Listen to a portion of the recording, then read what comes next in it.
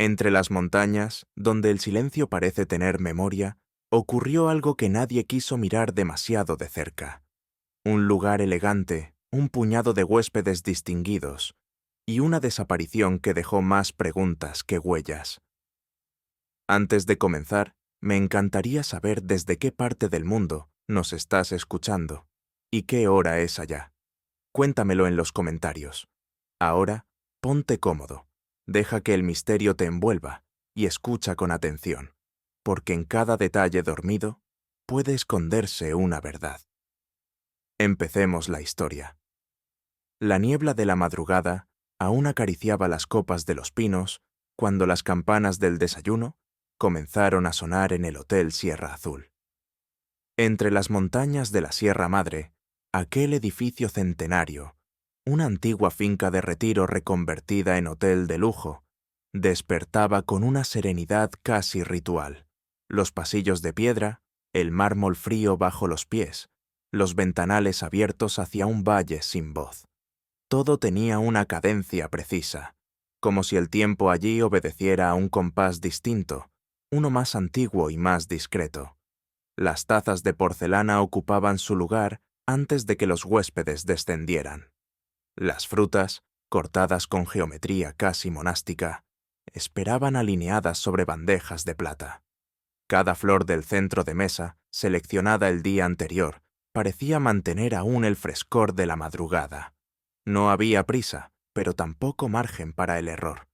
El orden era sagrado, y en ese orden, el lacayo sin nombre, un joven silencioso y ágil, siempre un paso detrás del mayordomo principal, ejercía su oficio como si no tuviera rostro, como si no lo necesitaran. Y sin embargo, cada movimiento suyo era parte de aquella danza invisible. Hasta ese día. Uno a uno, los huéspedes tomaban asiento en la terraza principal, donde el sol comenzaba a insinuarse entre los visillos de lino. Había algo en aquella hora que provocaba un respeto silencioso. Los saludos eran breves, las sonrisas contenidas, como si cualquier exceso fuera una falta de buen gusto. Doña Mercedes Ruiz, siempre vestida con chalinas oscuras a pesar del calor, abría un libro que nunca parecía leer. A su lado, el profesor Granger hojeaba el periódico inglés traído desde la capital, pero sus ojos no se posaban en las noticias. Frente a ellos, la joven enfermera Clara Robledo empujaba con lentitud la silla de ruedas de un general retirado, cuyo rostro permanecía inclinado hacia el pecho, como si durmiera desde siglos atrás. Los demás, un matrimonio francés de perfil artístico y un escritor alemán de mirada vigilante, se saludaban con una inclinación leve de cabeza. Nadie preguntaba demasiado, y eso parecía parte del encanto del lugar. El anonimato cordial, la cortesía sin compromiso. La conversación se tejía con hilos delgados. El clima, la calidad del café, el rumor de una tormenta en la costa. Pero bajo esas frases flotaba algo más denso, una especie de acuerdo tácito. Aquí, cada uno guardaba su propio silencio. Fue el mayordomo quien primero notó la disonancia. El servicio de té para la señora Ruiz no había llegado, y tampoco el pan tostado para el profesor Granger. Nada escandaloso, apenas unos minutos de diferencia.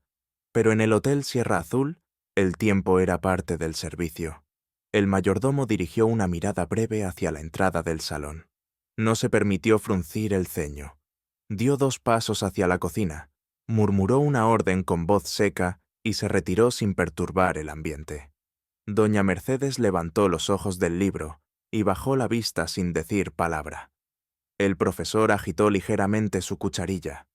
El escritor alemán hizo una mueca apenas perceptible, y Clara Robledo, sin alterar el gesto, colocó una manta sobre las piernas del general. Fue entonces cuando la señora francesa, al notar su taza vacía, alzó la vista con algo más que incomodidad. Se inclinó hacia su esposo con discreción. Y justo cuando un camarero entraba con paso apresurado, portando las bandejas con el retraso ya asumido, una voz pausada lo dijo por todos, sin intención de escándalo. «Qué raro. Siempre es él quien trae el té». Nadie respondió. Pero algo en la atmósfera había cambiado. Fue la joven francesa, la más nueva entre los huéspedes, quien rompió el tejido fino del silencio. ¿Y el lacayo? El muchacho moreno que servía... ¿Cómo se llama? Las miradas se cruzaron sin urgencia, pero con un leve estremecimiento. Nadie respondió de inmediato, no porque no supieran, sino porque la pregunta en sí parecía romper una norma tácita. El lacayo, mademoiselle, no tiene nombre, dijo el profesor Granger con ironía apenas disimulada. Al menos no uno que yo recuerde. La señora Ruiz cerró su libro con un movimiento lento. Era un joven discreto, comentó sin emoción, muy silencioso. Precisamente por eso resulta extraño, añadió la joven enfermera en voz baja. Esta mañana no apareció, y anoche creo que no recogió la bandeja del general.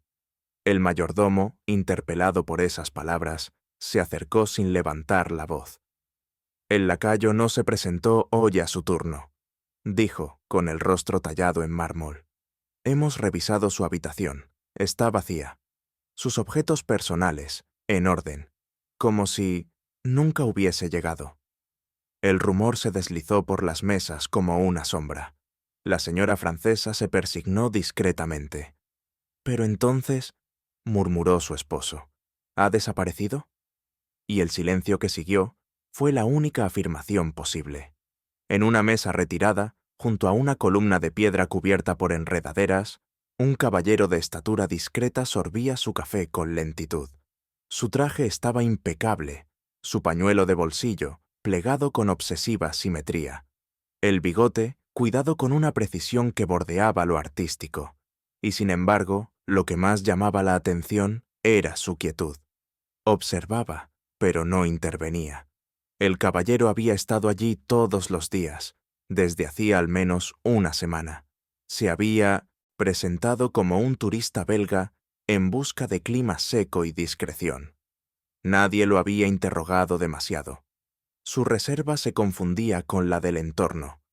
Pero esa mañana, cuando la palabra desaparición se deslizó en el ambiente, el caballero inclinó apenas la cabeza, como si escuchara una nota desafinada en una sinfonía cuidadosamente ejecutada.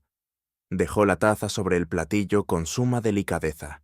Luego sacó un pequeño cuaderno de su bolsillo interior y escribió una línea, breve, concisa. Solo entonces levantó la vista y barrió el salón con una mirada atenta, sin expresión. No pidió más café. No se movió de su asiento. Pero desde ese instante, Hercule Poirot había comenzado a trabajar. El mayordomo, con una voz cuidadosamente neutra, había confirmado la ausencia. Pero al interrogar a los huéspedes, lo que Poirot encontró no fue desconcierto ni alarma, sino una amnesia selectiva, tejida con el hilo de la cortesía. ¿El lacayo?, repitió el profesor Granger, ajustando sus lentes. ¿Era uno de los nuevos? Francamente no sabría decirle. Doña Mercedes Ruiz ladeó la cabeza con su habitual lentitud. Pasaba desapercibido, como un reflejo. No hablaba, no dejaba huella. Poirot anotaba sin escribir. Lo observaba todo. La economía de palabras, las pausas que no eran naturales, los detalles sobre los que nadie reparaba. Sí, claro. Él servía el té por las tardes, añadió el escritor alemán. Aunque, ahora que lo pienso, no recuerdo si lo hizo ayer. La enfermera Clara bajó la vista. Su tono era suave, pero su incomodidad palpable. Siempre llevaba los guantes demasiado grandes. Me llamaba la atención. Nadie sabía su nombre. Nadie recordaba si sonreía, si cojeaba, si tenía acento. Era como si, al desaparecer, el lacayo se hubiese llevado también su propia existencia. Poirot, con un leve suspiro, murmuró para sí. A veces, el crimen no comienza con la violencia, sino con la indiferencia. Y allí, en aquel silencio pulido, el misterio empezaba a crecer. En la alacena del ala este, donde el mármol siempre estaba frío y la luz apenas alcanzaba a colarse entre las persianas, Poirot pidió ver los objetos del desaparecido. No había mucho que mostrar. Una muda limpia, un peine sin uso y una pequeña fotografía descolorida sin nombre al dorso. Pero lo que capturó su atención fue una bandeja de plata colocada aparte, lejos de las demás. Estaba impoluta, más aún que las que se encontraban en uso. El borde aún mostraba marcas recientes de pulido, como si alguien hubiese querido borrar no solo huellas, sino recuerdos. ¿Esa bandeja era la suya?, preguntó Poirot. El mayordomo asintió con sequedad. Él la limpiaba cada noche. Tenía obsesión por el brillo. Poirot se inclinó ligeramente. Había algo perturbador en la perfección, como si el objeto estuviera demasiado listo, demasiado dispuesto a no decir nada. «¿Y esta mañana?», continuó. «¿Nadie intentó usarla?». «No, monsieur. La dejamos ahí, como estaba. Nadie la ha tocado». La bandeja, vacía, sin rastro de pan ni de café, parecía esperar. Pero no por la rutina del servicio, sino por una mirada que la reconociera como testigo mudo. Poirot la observó largamente. «Es curioso», susurró. «Un objeto tan silencioso, y sin embargo, grita». A lo largo del día, Poirot recorrió los pasillos del hotel con paso lento pero calculado. No interrogaba, simplemente pasaba. Saludaba con su leve inclinación, notaba las miradas que se evitaban, el paso que se aceleraba tras él. En las paredes colgaban retratos de antiguos huéspedes ilustres, pero los muros de piedra parecían recordar más a los humildes que habían pasado sin ser fotografiados. El lacayo, ese ser sin voz, sin biografía, tal vez había sido uno de ellos, alguien a quien las paredes sí oyeron. Deteniéndose junto al ventanal de la biblioteca, Poirot percibió una conversación interrumpida en cuanto se acercó. Las dos mujeres que hablaban, una de ellas Clara, se alejaron con rapidez, intercambiando apenas una frase sobre lo delicado del clima. En la sala de música, la señora Ruiz pasaba lentamente los dedos sobre las teclas de un piano cerrado. No lo abrió. No tocó una nota. Poirot volvió sobre sus pasos. Su presencia, sin ser abiertamente rechazada, provocaba una perturbación sutil, como si todos percibieran que ya no se trataba solo de una ausencia. El eco del joven desaparecido, ese ser cuya función era pasar inadvertido, comenzaba ahora a notarse precisamente porque no estaba. Y los muros, que nunca habían dejado de escuchar, guardaban las respuestas. Esa noche, Poirot se sentó en el rincón más discreto del comedor. Observó cómo el nuevo lacayo, contratado de forma apresurada por el mayordomo, cometía pequeños errores. Un cubierto mal colocado, una taza sin alineación perfecta. Nadie protestó, pero los ojos de algunos huéspedes revelaban una tensión apenas controlada. Doña Mercedes pidió su infusión sin mirarlo. El profesor Granger fingió leer mientras apretaba con fuerza el borde de su servilleta. Clara, serena, evitaba cualquier contacto visual. La coreografía habitual del comedor parecía haber perdido un paso. Poirot no tomaba notas, no hacía preguntas, solo escuchaba. Y en ese silencio recogía más que en cualquier interrogatorio. «No recuerdo si lo vi anoche», comentó Granger de repente, como quien se libera de un peso que nadie le había exigido cargar. «Quizá estaba en la cocina». «Yo lo vi dejar la bandeja», añadió Mercedes demasiado rápido. «No llevaba perfume», dijo Clara, con voz suave. «Pero esta mañana el aire olía diferente». Poirot alzó una ceja. «¿Diferente cómo?» «A cítricos», respondió, casi en un susurro. «A algo fresco, pero fuera de lugar». El detective asintió lentamente. «Interesante. A veces, mademoiselle, el olfato recuerda lo que la mente desea olvidar». Y con esa frase selló la conversación. No necesitaba presionar. La memoria ya comenzaba a traicionar a quienes habían optado por callar. Esa noche, en la soledad de su habitación, Poirot se sentó frente a su maleta abierta. Todo en su interior estaba ordenado. cepillos alineados, ropa doblada con simetría meticulosa, zapatos con betún recién aplicado, como si, al mantener el mundo bajo control, pudiera detener también las fisuras invisibles del alma. Se quitó los gemelos y los colocó sobre la mesa con precisión. Después, se permitió cerrar los ojos. Pensaba en el muchacho, no en su desaparición, sino en su presencia anterior, tan discreta, tan pulcra, tan poco exigente. El tipo de hombre que podía pasar años en un lugar sin que nadie notara su existencia. ¿Cuántas veces se le había agradecido su trabajo? ¿Cuántas veces se había pronunciado su nombre? Poirot sabía que todo crimen es lógico, pero que la lógica humana no siempre lo es. Había algo trágico en esa invisibilidad, ser ignorado mientras se está vivo, y solo recordado cuando ya no se está. El detective abrió su libreta y escribió una sola frase. No hay crimen más triste que el de la ausencia inadvertida. Luego apagó la lámpara. En la oscuridad, sintió que el caso no le exigía solo inteligencia, sino algo más profundo. Mirar donde otros nunca habían mirado. Y ver, por fin, al hombre que nadie había visto. El rumor, como todo lo que se propaga entre personas civilizadas, había adoptado la forma de un murmullo discreto, de una inquietud que se disimulaba con una sonrisa educada o un comentario irrelevante sobre el clima. Sin embargo, Hercule Poirot no se dejaba engañar por las formas. Su atención no se centraba en lo que se decía, sino en lo que se contenía. Desde su sillón junto al ventanal del salón principal, se convirtió en una sombra más del mobiliario. Nadie lo evitaba, pero tampoco lo abordaban.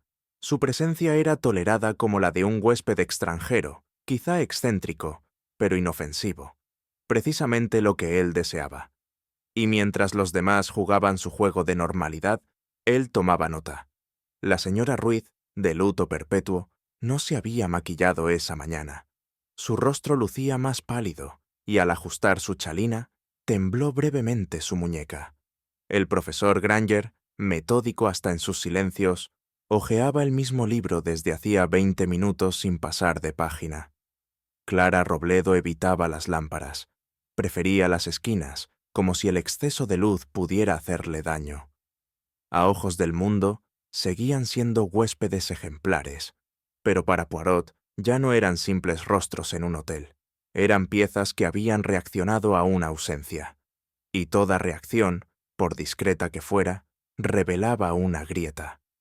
La tarde se deslizaba con lentitud, y el sonido lejano de un piano desafinado llegaba desde el salón de música, aunque nadie lo tocaba. Poirot caminaba sin prisa cuando distinguió la figura solitaria de doña Mercedes Ruiz, sentada ante el teclado, cerrado. No lo abrió. Sus dedos reposaban sobre la tapa, como si bastara con sentir la madera para invocar la melodía que, según ella, aún flotaba en el aire. «Hay notas que no se olvidan, monsieur», dijo sin mirarlo, «incluso cuando ya no se escuchan». Poirot no respondió de inmediato. Observaba el perfil de la mujer, la elegancia erosionada por un dolor que parecía antiguo. Su voz tenía la textura de quien ha cantado para muchos, pero ha hablado para pocos. ¿Era él quien le traía la infusión por las noches?, preguntó finalmente Poirot, en tono neutro. Sí, respondió ella. Nunca tardaba, nunca hablaba, pero olía a cítricos, como los teatros del sur de España. Siempre me pareció extraño. ¿Lo miraba usted a los ojos? Jamás, dijo con franqueza.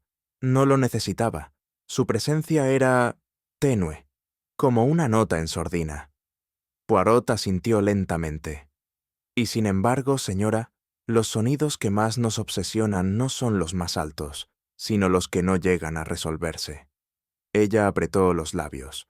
Luego, sin volver la mirada, murmuró. A veces me pregunto si esa melodía era real.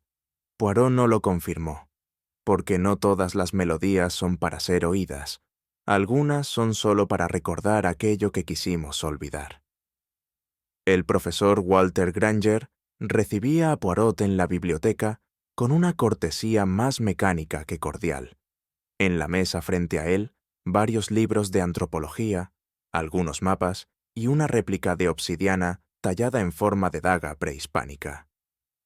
Estudiar el pasado no es un pasatiempo, Monsieur Poirot, dijo con su acento británico marcado. Es un espejo que muestra cuánto hemos fingido civilizarnos. ¿Y usted ve reflejos en la desaparición del joven? Granger se permitió una sonrisa seca. No especialmente. Era un sirviente. En todos los registros históricos, los sirvientes desaparecen sin nota al pie. Poirot observó la daga con interés. Curioso. ¿Y si ese sirviente hubiese descubierto algo digno de ser recordado? El profesor cerró el libro con un gesto algo brusco. ¿Insinúa que alguien lo hizo callar?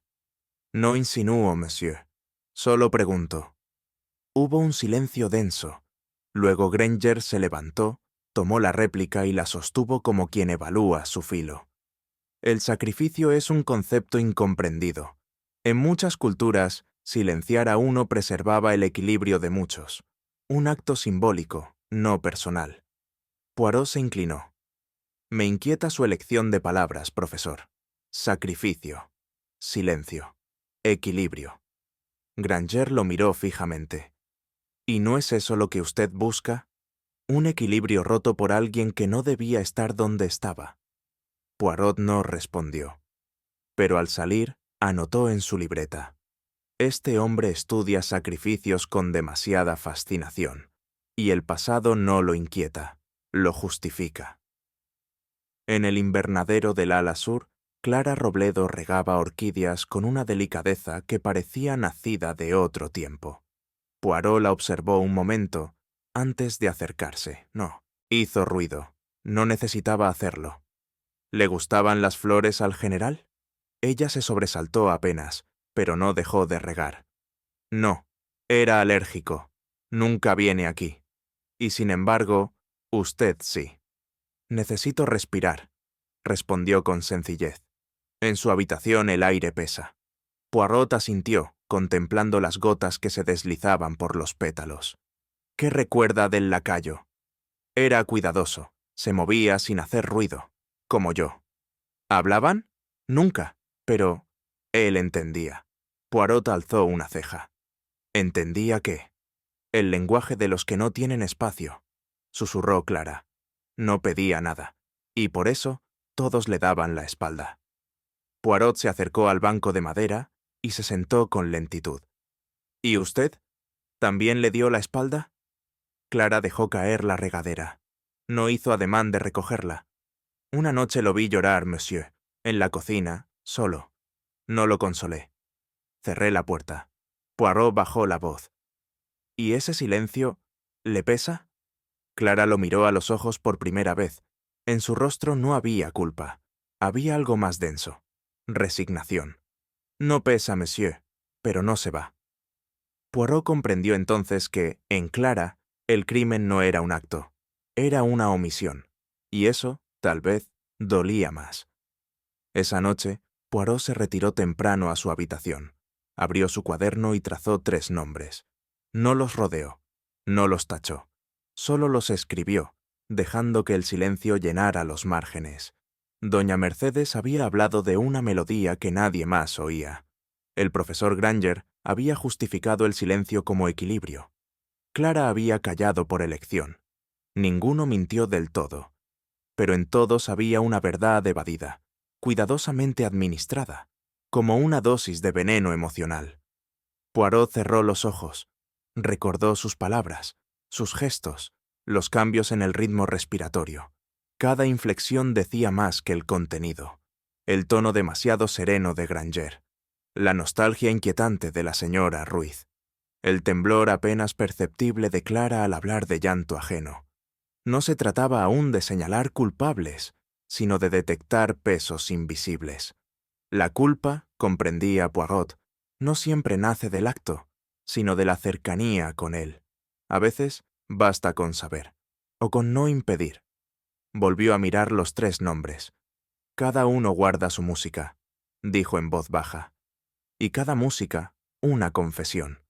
Se levantó, apagó la lámpara y murmuró al cerrar los ojos. Mañana será el momento de afinar los silencios.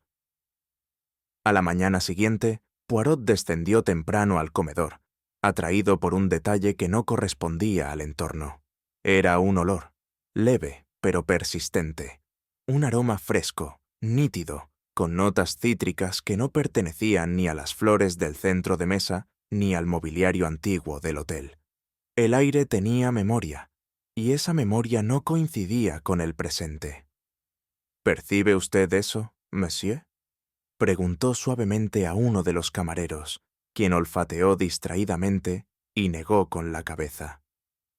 «Non, rien, monsieur». Pero Poirot sí lo percibía, y más que eso, lo recordaba. Ese mismo perfume había flotado discretamente en el aire la tarde anterior, junto al ala este. En ese momento lo había descartado, atribuyéndolo a una huésped indiscreta o a algún jabón importado. Ahora sabía que era otra cosa. Paseó lentamente por el vestíbulo, el salón, y finalmente se detuvo junto a la escalera que conducía al ala de servicio. Allí, el aroma se hacía más notorio. No era femenino. Era limpio, ácido, funcional. El tipo de fragancia que podría pasar desapercibida en un entorno lujoso, salvo cuando ya no pertenece a nadie. Poirot cerró los ojos y susurró: «El perfume es traicionero, porque sobrevive a quien lo lleva, y a veces es más fiel que la memoria». El aroma seguía allí, pero el joven que lo había traído, no. Fue por una observación trivial, una papelera rebosante en una sala donde reinaba la austeridad, que Poirot pidió, con cortesía inflexible, revisar los contenidos antes de que fueran retirados. El mayordomo dudó, pero finalmente accedió. Nadie desobedecía a Poirot cuando hablaba bajo y con acento extranjero. Entre envoltorios arrugados y servilletas manchadas de tinta, encontró un papel doblado con extremo cuidado. No era un borrador común. La caligrafía era pulcra, meditada, emocional, y sin embargo, interrumpida. «No puedo callar más. Aquella noche». Nada más. La frase se perdía ahí, sin firma, sin dirección, solo el trazo suspendido en un punto de quiebre emocional. Poirot observó el papel bajo la luz natural. El reverso no revelaba marcas, pero el contenido tenía algo íntimo. Una voz temblorosa que no logró articular lo que tanto quería decir, o lo que temía confesar. «¿Dónde fue encontrada esta nota?», preguntó. «En el salón de lectura», respondió el empleado, dubitativo. «Pero no sabría decir de quién es». «Oui, naturellement», murmuró Poirot, «porque las cosas olvidadas en los lugares incorrectos no lo están por accidente. Lo que uno teme recordar lo esconde donde nadie buscaría, salvo un detective». Y guardó la nota. La culpa no suele firmar sus cartas, pero deja huella en el trazo interrumpido. Esa tarde, en un gesto aparentemente casual, Poirot se dirigió a la pequeña fonoteca del hotel. El catálogo era modesto: valses vieneses, arias de ópera, música de salón de principios de siglo, discos antiguos que acompañaban el té o las conversaciones vespertinas de los huéspedes más veteranos. ¿Tenían ustedes una grabación de la favorita de Donizetti con la contralto española?, preguntó Poirot con su acostumbrada cortesía. El encargado arqueó las cejas. «Sí, monsieur, hasta hace poco estaba. Una interpretación antigua, del 32, bastante apreciada por doña Mercedes. ¿Y ahora?» «Desaparecida, monsieur. Desde hace 2 días. Pensamos que alguno de los huéspedes la tomó prestada». Poirot asintió lentamente. 2 días, justo el lapso que coincidía con la desaparición del lacayo. ¿Alguien la escuchó recientemente? El encargado reflexionó. Anoche, una huésped preguntó si la había puesto. Dijo haber oído la voz de la contralto desde el pasillo, pero la vitrola no se había usado. Poirot no pidió más detalles. Caminó en silencio hasta el salón vacío donde solía sentarse doña Mercedes. Allí, durante un momento, creyó sentir un eco, una nota vibrando aún en los muebles, como un susurro que se resiste al olvido. La música, comprendía Poirot, no necesita un intérprete para regresar. Basta una memoria, una culpa, una ausencia. Y si ese disco había sido escuchado cuando nadie lo puso, ¿quién entonces había querido revivir una voz del pasado? Poirot comenzó a repetir preguntas ya formuladas, no para obtener nuevas respuestas, sino para observar cómo cambiaban las anteriores. Los recuerdos, notó, eran como los espejos del hotel, lo suficientemente limpios para dar forma, pero siempre con un leve velo que distorsionaba el reflejo. El profesor Granger, por ejemplo, afirmó con seguridad que nunca había oído música por la noche. Un día antes había dicho que sí, aunque no recordaba cuál. Doña Mercedes, que antes reconocía haber pedido la favorita, ahora aseguraba que prefería el silencio. Clara, por su parte, repetía con serenidad que no salía del cuarto del general por las noches, pero en sus manos quedaban restos de tierra húmeda cada mañana. «¿Por qué tantas contradicciones, monsieur?», preguntó el mayordomo, algo turbado. «¿No será que los recuerdos nos fallan?» «Non, non», respondió Poirot con una sonrisa leve. «No fallan, se adaptan. La memoria, cuando se ve amenazada, no miente. Simplemente elige. Y así, entre frases reformuladas, excusas decorosas y vacíos llenos de formalidad, Poirot fue delineando un patrón. Todos recordaban al lacayo con gentileza genérica. Nadie con precisión. Nadie con afecto. Recordaban lo conveniente, el servicio puntual, la discreción. Olvidaban lo vital, su nombre, su gesto, su humanidad. Y en ese olvido estaba la verdadera clave. Durante el desayuno del día siguiente, Poirot se convirtió en una presencia más presente que nunca. No hablaba mucho, pero cada gesto suyo despertaba en los demás una incomodidad casi inconsciente. Las manos temblaban al levantar la taza. Las frases se suspendían a medio pronunciar, y entre cada palabra emergían fragmentos de un pasado que no había sido borrado, solo desplazado. Un leve comentario del profesor sobre los rituales mexicas provocó que Clara dejara caer su cuchara. Doña Mercedes, al oír un vals de fondo, cerró los ojos un instante más de lo necesario. El mayordomo, al limpiar la bandeja del rincón, palideció al hallar una flor seca entre los pliegues del mantel. Poirot entendía lo que ocurría. La memoria no siempre obedece a la cronología. A veces, un sonido, un perfume, un roce, activan escenas superpuestas, momentos reprimidos que resurgen disfrazados de imaginación. «Madame», dijo Poirot al pasar junto a Mercedes, «¿suele soñar usted con lugares que ya no existen?» «Más de lo que quisiera», respondió ella, sin abrir los ojos. «Entonces, Mademoiselle Clara, ¿cree que lo que se olvida deja de doler?» Ella no contestó, y al sentarse en su lugar habitual, Poirot comprendió que no era la lógica lo que lo llevaría al culpable. Era la suma de instantes, aquellos donde lo vivido se entrelaza con lo reprimido, donde el recuerdo no busca justicia, sino redención. En la pequeña sala de correspondencia del hotel, Poirot desplegó con pulcritud 3 documentos frente al mayordomo y los huéspedes convocados con discreta urgencia.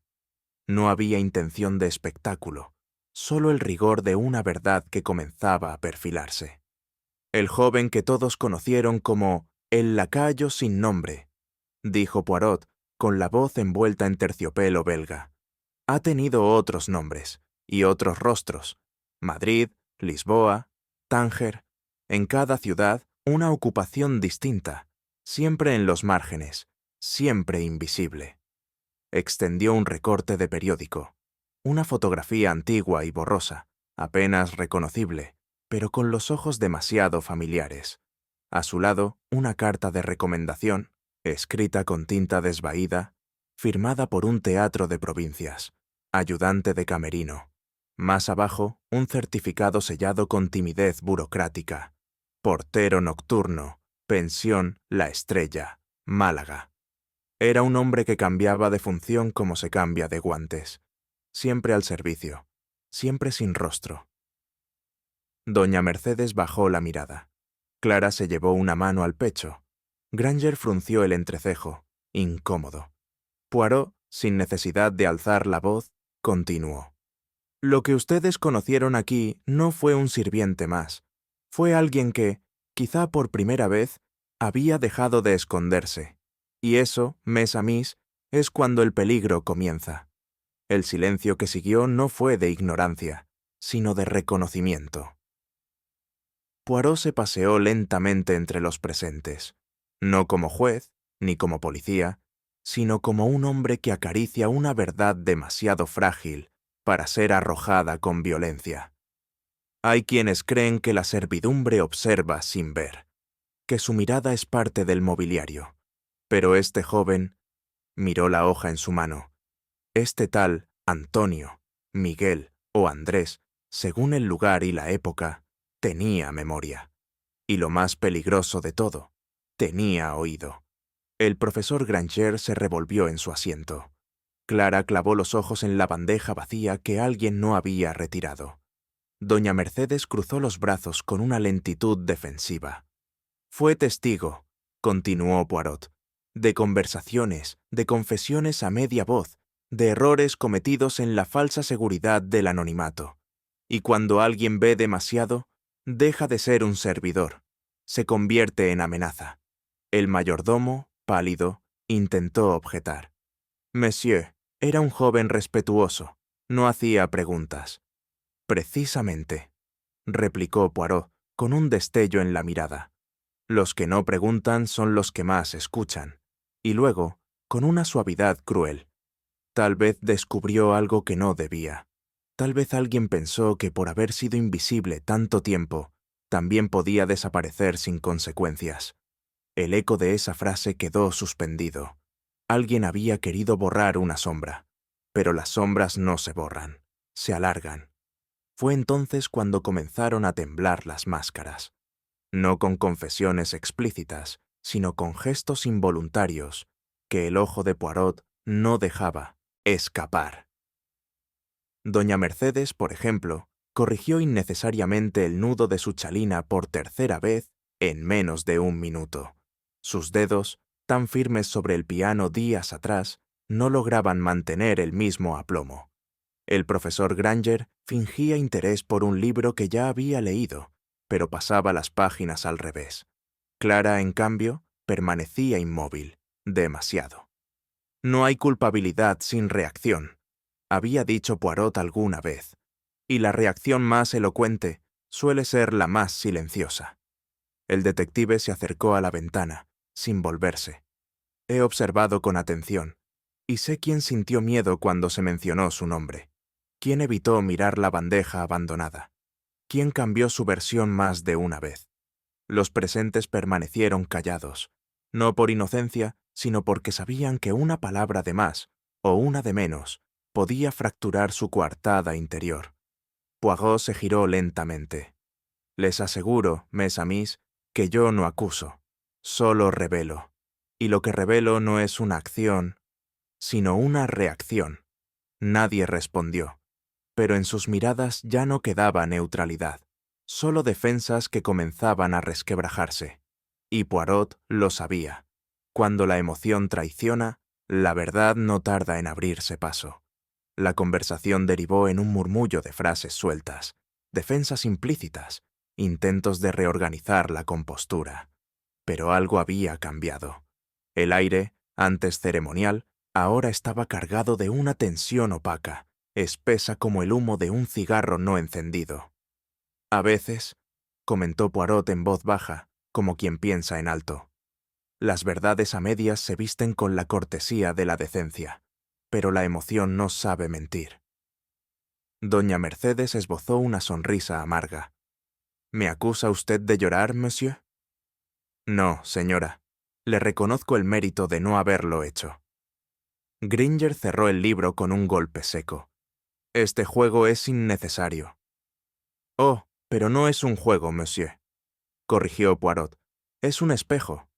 Clara susurró. Él sabía cosas, pero no las decía. Nos miraba como si supiera demasiado. Poirot asintió. porque él escuchaba con un oído que no buscaba castigo, buscaba reconocimiento. Tal vez esperaba que alguien, por una vez, lo mirara a los ojos. El silencio que siguió fue largo. Una pausa densa, cargada no de culpa, sino de vergüenza. Las palabras entonces ya no servían. Eran los gestos, las ausencias, los temblores, los ojos desviados, los labios apretados, los que hablaban por todos. Y Poirot, con el oído afinado por el dolor, escuchaba cada emoción como si fuera un grito. No hizo falta señalar con el dedo. Poirot, sin abandonar su tono suave y controlado, simplemente dejó que el peso del espejo cayera sobre ellos. ¿Saben por qué no recordaban su nombre?, preguntó al fin. Porque recordarlo implicaba reconocer que era alguien, no algo. Y eso, mes a mis, era demasiado incómodo. Doña Mercedes giró el rostro hacia la ventana. Granger apretó los labios con violencia. Clara, con los ojos abiertos como si viera algo al fin, murmuró. Nunca preguntamos quién era, solo qué hacía. Poirot se levantó con lentitud. Sus pasos no hicieron ruido, pero su presencia se volvió más firme. Ninguno de ustedes lo mató con las manos. No, eso sería vulgar, desordenado. Lo mataron con la indiferencia, con la invisibilidad, con la comodidad de no ver. Hizo una pausa. Y ahora todos lo recuerdan, no por bondad, sino por miedo. Se dirigió hacia la puerta. Antes de salir, se volvió por última vez. Los crímenes más tristes, dijo con voz grave, no son los que terminan con un grito, son los que empiezan con un silencio. Y al cerrar la puerta tras de sí, Poirot sabía que había hecho lo necesario. No justicia en el sentido legal, quizás, pero sí algo más profundo.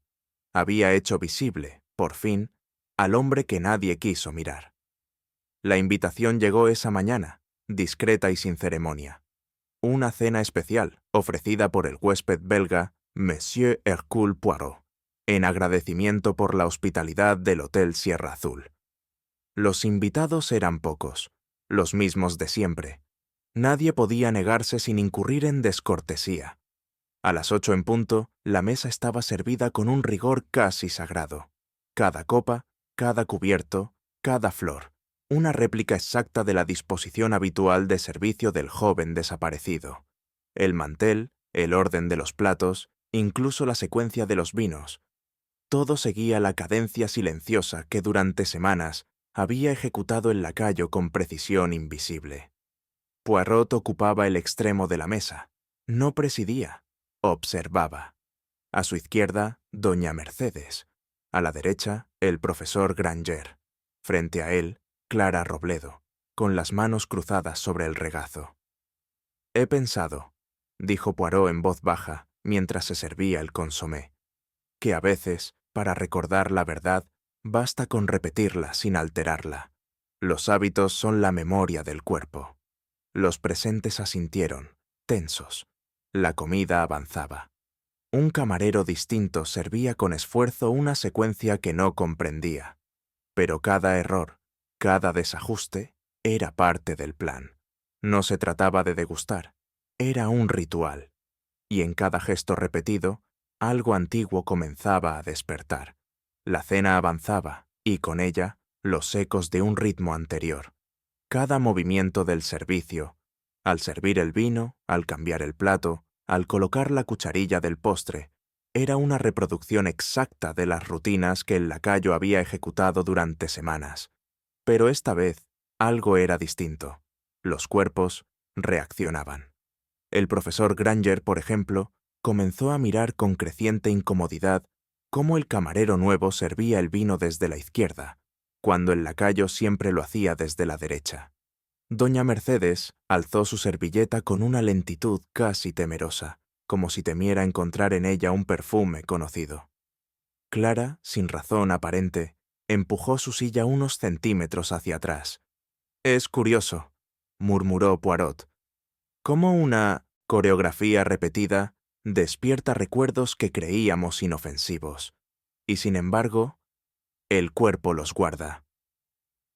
El postre llegó en una bandeja de plata, idéntica a la que el lacayo utilizaba. Nadie comentó su brillo excesivo, ni el hecho de que estaba vacía cuando entró. Poirot la observó con atención. Sabía que el alma, al igual que la memoria, se activa con los gestos, no con los discursos, y en esa danza ensayada, en esa imitación casi teatral del servicio habitual, las emociones comenzaban a desordenarse. La verdad, pensó, no se impone. Se recuerda. Y esta noche, todos estaban recordando. Ocurrió durante el segundo servicio del vino blanco. Un leve desequilibrio del camarero, quizás una mano insegura, quizás un movimiento mal calculado, y la copa situada frente a Clara se deslizó sobre el mantel. Cayó. El cristal se fracturó con un estallido seco. Fue un sonido limpio, nítido, de esos que interrumpen pensamientos. El salón se quedó en silencio, como si algo esencial se hubiese quebrado más allá del vidrio. Clara, que no había movido un solo músculo, palideció de inmediato. El profesor Granger frunció los labios. Doña Mercedes bajó la vista, cerrando los ojos como si escuchara una nota aguda e insoportable. El camarero murmuró disculpas. Poirot, sin alterarse, se inclinó suavemente. Cosas frágiles, los vasos, pero cuando caen, no hacen tanto ruido como los recuerdos, comentó, apenas audible. Nadie rió, nadie replicó. La rotura había despertado algo más que sorpresa. Había sido una fisura emocional, un recordatorio, un eco. Poirot permanecía inmóvil, pero su mente avanzaba con precisión. Sabía que a veces basta una interrupción mínima, un desliz sin intención, para que la conciencia se desajuste. No todos los gritos necesitan palabras, y ese vaso, que no debía romperse, acababa de anunciar que la noche no sería del todo contenida. Tras el incidente, la conversación decayó. Ya no había frases sociales ni comentarios sobre el menú. Los cubiertos se movían con lentitud, como si el acto de comer hubiese perdido su función. Poirot lo notó, una cuchara que cae con leve estrépito de la mano de Granger, justo al recibir el postre que solía preferir. Doña Mercedes, que derrama unas gotas de agua al intentar servirse, algo que nunca le ocurría. Y Clara, cuya servilleta cae al suelo y no se agacha a recogerla. Los gestos, que antes formaban parte del ritual silencioso de la cortesía, comenzaban a traicionar la calma. El cuerpo hablaba. Más aún, revelaba. Poirot no intervenía. Observaba con una atención contenida. Sabía que el temor no se manifiesta en gritos, sino en pequeños temblores, en la torpeza de lo acostumbrado, en la rigidez de una espalda que antes descansaba con naturalidad. Cada reacción era un reflejo, cada error una grieta, y a través de esas grietas comenzaba a filtrarse la verdad. Esa noche, la sala estaba llena de detalles que no podían fingirse, y Poirot, con paciencia de orfebre, tomaba nota de cada uno. El punto de quiebre no llegó con una acusación, sino con un suspiro. Largo, profundo, arrastrado como una nota sostenida demasiado tiempo. Fue doña Mercedes quien lo emitió. Luego, sin mirar a nadie, dejó su cuchillo sobre el plato con un sonido metálico, contenido. Sus ojos estaban fijos en el centro de la mesa, pero su voz, cuando por fin habló, temblaba. Yo no sabía lo que él sabía. Poirot alzó una ceja, con la delicadeza del que no interrumpe una confesión que ya ha comenzado por sí sola. Creí que era solo un sirviente, pero una noche me escuchó hablar. No debía. No era para él. Granger entrecerró los ojos, pero no habló. Clara, pálida, parecía querer desaparecer en su silla. ¿Y qué escuchó, madame? Mi error, mi debilidad, algo que si salía a la luz, arruinaría más que mi reputación. Poirot asintió lentamente. Entonces, usted temió. Sí. ¿Y qué hizo con ese temor? Doña Mercedes bajó la cabeza. No lloró, no negó, solo repitió. No lo escuché más después de eso. En ese momento, el silencio ya no protegía a nadie. Lo que se había ocultado por vergüenza comenzaba a mostrarse por necesidad. El recuerdo, tan temido, se había vuelto inevitable. Cuando la cena concluyó, Poirot no ofreció palabras de cierre. No hubo discursos ni deducciones, solo la quietud de quien sabe que la verdad, una vez convocada, no necesita ser perseguida. Cada invitado se retiró con pasos lentos, cargando consigo algo más que la digestión. Se llevaban un eco, una escena revivida, un peso que había estado agazapado bajo años de corrección. Poirot permaneció solo un instante más, de pie junto a la mesa. Observó la bandeja vacía aún brillante, colocada como había sido tantas veces por manos ya ausentes. Había dispuesto la noche con precisión, no como trampa, sino como espejo, un espejo emocional que obligaba a los participantes a encontrarse con lo que habían evitado mirar. «No hay necesidad de preguntas», murmuró para sí. Cuando se escucha con el alma, los gestos hablan, las pausas gritan, y la memoria, la memoria no miente, solo espera.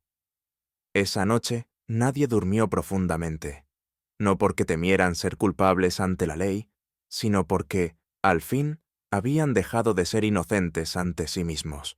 No hubo mayordomo que anunciara la hora ni sonido de campanas que la marcara.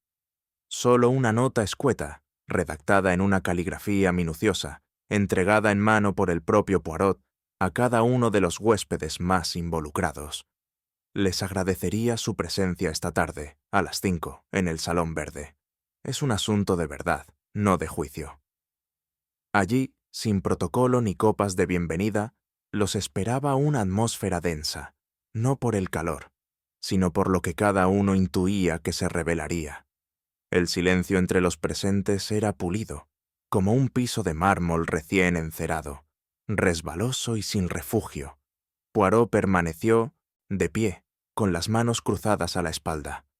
Su tono fue suave, más cercano al de un bibliotecario ordenando documentos que al de un fiscal.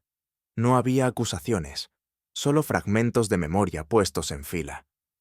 «No vengo a señalar a nadie», dijo. «Mi función es más humilde, comprender lo que ha ocurrido y permitir que otros también comprendan». Todos lo miraban, ninguno con alivio. El joven lacayo no desapareció porque sí, desapareció porque existía, y su existencia se volvió inconveniente. Al pronunciar estas palabras, Poirot no elevó la voz, pero logró lo inevitable, que cada mirada se desviara, como si buscaran en el suelo una explicación que no estaba escrita allí. «Permítanme recordarles quién era él», prosiguió Poirot con gravedad. «No tenía nombre para ustedes, solo un uniforme. Pero era más que eso.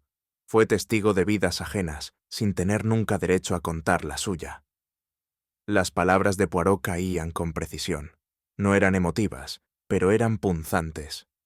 Al servir vino escuchaba, al abrir puertas observaba, y al callar acumulaba. El murmullo de incomodidad fue apenas perceptible. Clara Robledo bajó la mirada. El profesor Granger, rígido, fingía indiferencia.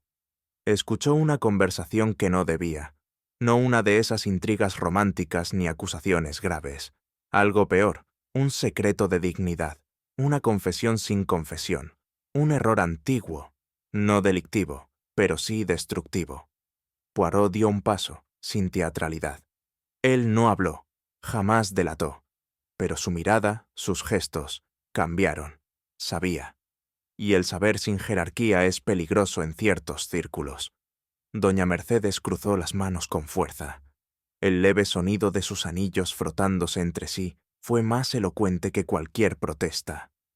No fue el contenido de lo que escuchó lo que lo condenó. Fue el hecho mismo de que pudiera hacerlo. Que un invisible se convirtiera en testigo. Un sirviente en amenaza. Poirot suspiró. Es curioso. La humanidad puede perdonar un crimen, pero rara vez perdona a quien ha presenciado su fragilidad.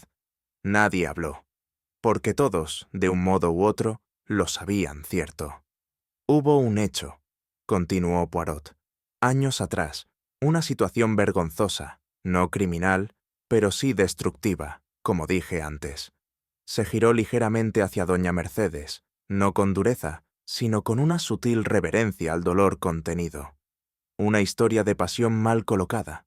Una mujer comprometida socialmente, un hombre equivocado, un hijo no nacido. Todo sepultado entre títulos honoríficos, conciertos benéficos y silencios estratégicos. Doña Mercedes no negó. Tampoco tembló. Cerró los ojos apenas un segundo, suficiente para aceptar que ya no se trataba de fingir. Poirot prosiguió. Y ese pasado, cuidadosamente sellado por el tiempo, emergió, no por voluntad, sino por azar. Una carta incompleta, un perfume guardado, una melodía que trajo más recuerdos que notas. El salón entero pareció haberse convertido en una caja, cerrada, sin aire, sin escapatoria. El muchacho no entendía el peso de lo que había descubierto, pero sabía que era algo oculto, algo que había deformado vidas, y su mera presencia, con ese conocimiento tácito, bastaba para quebrar la quietud. Poirot se apartó del centro. La tensión no dependía ya de él. El escándalo no siempre muere, a veces duerme, y quien lo despierta, aunque sin intención, se convierte en su víctima. En ese instante, todos entendieron que el crimen no había sido por maldad, había sido por miedo, y el miedo siempre respira en las paredes. «No fue un acto de furia», dijo Poirot, y su voz bajó una octava. «No hubo gritos, ni forcejeo, ni mancha que delatara. Fue algo más, elegante. O eso se creyó. Se hizo una pausa. Intencional. Hiriente. El crimen, mes amis, fue discreto, planeado con inteligencia, ejecutado con frialdad. No por odio, sino por cálculo. Una dosis administrada en la noche, cuando el joven servía el té sin sospecha. Algo que no deja sabor, ni marca, ni memoria. Clara apretó los labios. Granger miraba la alfombra. Doña Mercedes permanecía en su silencio obstinado. Nadie escuchó un grito, porque no lo hubo. Nadie oyó una caída porque no la hubo. Al día siguiente, él simplemente no estaba. Una habitación vacía, una cama intacta, una ausencia sin estruendo. Poirot alzó un dedo. Eso no es brutalidad, es simbolismo. No se mató a un hombre, se borró una existencia, y luego, con una suavidad devastadora, como quien arranca una página de un diario que jamás debió leerse. En esa frase, el crimen tomó forma, no como acto violento, sino como una decisión estética. Eliminar sin ruido, sin sangre, sin eco. Pero el eco, pensó Poirot, llega después, cuando ya es imposible detenerlo. Poirot permaneció unos segundos en silencio, como si lamentara lo que estaba por decir, no por crueldad, sino por el peso de la verdad inevitable. «No estoy aquí para juzgar», murmuró. «El juicio lo lleva cada uno en la conciencia. Lo único que puedo hacer es poner luz donde antes hubo sombra». Caminó despacio, sus palabras más suaves que nunca. El crimen fue cometido no por odio, ni por codicia. Fue cometido por quien creyó que el pasado podía ser contenido como se cierra una carta sin firma. Por alguien que temió no por su vida, sino por la mirada de los otros, por la posibilidad de ser vista como era realmente. Una lágrima silenciosa resbaló por la mejilla de doña Mercedes, sin temblor, sin histeria. «No diré su nombre, no hace falta, porque ya lo sabe». Poirot se detuvo junto a la mesa del salón.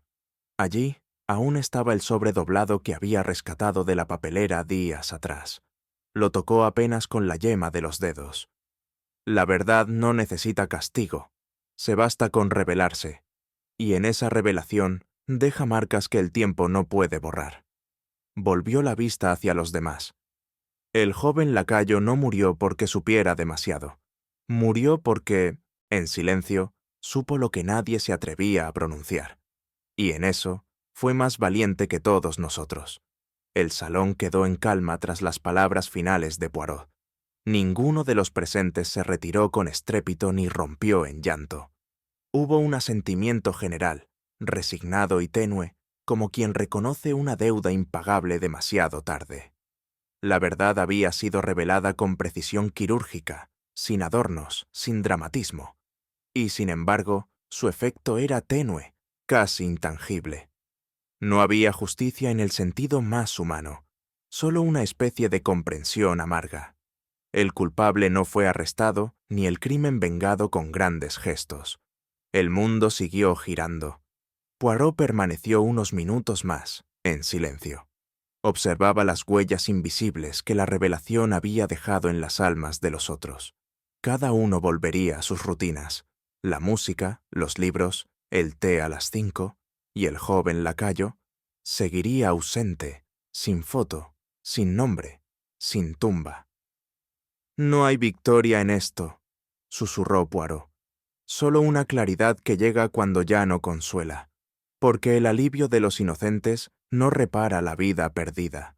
El arrepentimiento, aunque sincero, no restituye lo que fue deshecho sin escándalo. La verdad», pensó Poirot, «tiene la dignidad del espejo. Muestra, pero no transforma». Y así quedó la estancia, habitada por ausencias y poblada de ecos que no sabían a redención. Días después, Poirot paseaba solo por el jardín trasero del hotel.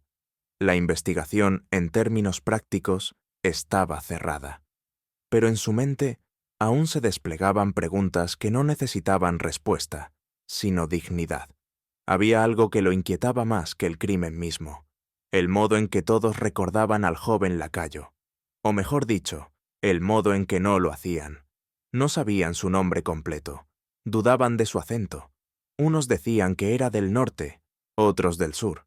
Uno lo recordaba rubio, otro moreno.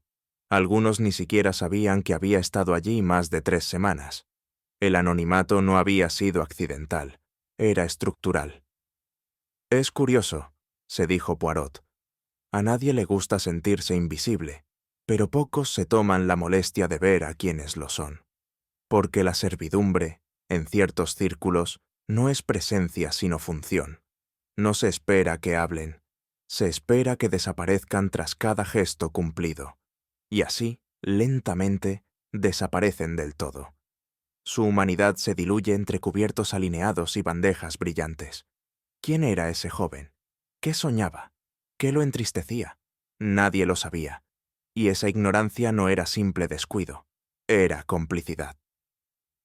Poirot sintió entonces una punzada de desasosiego. El crimen no había sido únicamente la eliminación de un testigo. Había sido, antes, la supresión prolongada de una persona. Y en esa indiferencia diaria, pensó, habían participado todos. Quizá por eso el crimen fue tan fácil, porque, en cierto modo, ya lo habían matado antes de hacerlo. El comedor estaba desierto. La mañana apenas asomaba entre los visillos, proyectando una luz sin entusiasmo sobre la larga mesa sin comensales. La estancia olía aún a flores marchitas y a un perfume vagamente cítrico que nadie reclamaba como suyo. En un rincón, una bandeja de plata descansaba en equilibrio sobre una consola lateral. Había perdido su brillo. Nadie la había pulido esa mañana. Nadie tampoco la había utilizado. Era la misma bandeja que el joven lacayo solía llevar, con una precisión casi musical, cada atardecer. Poirot la observó con detenimiento, no por su forma ni por su utilidad, sino por lo que representaba. Era un objeto sin dueño, como su antiguo portador, un vestigio de una rutina rota, sin testigos que la reclamen. Le pareció, por un instante, que aquella bandeja vacía hablaba más alto que cualquier confesión.